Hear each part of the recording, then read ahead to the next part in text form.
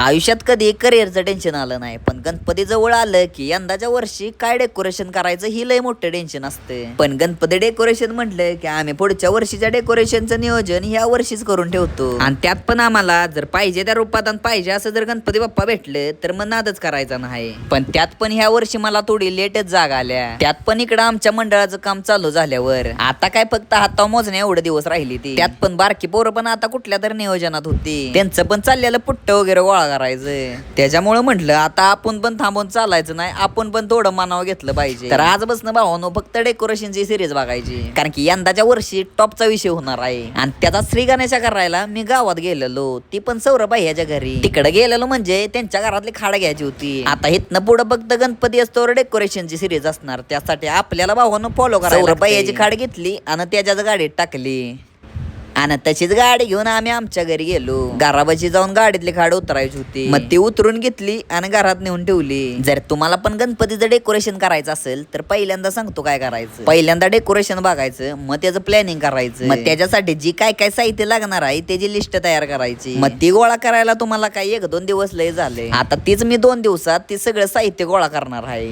पहिल्यांदा त्याची सुरुवात खाट बसणं केली आणि आता करंडा आणाय आलो या. आता ह्या खाटाचा आणि करंड्याचा काय विषय करणार आहे ती तुम्हाला दुसऱ्या पार्ट मध्ये समजेल. त्यासाठी गणपती डेकोरेशन सिरीज साठी आपल्याला फॉलो करून ठेवा.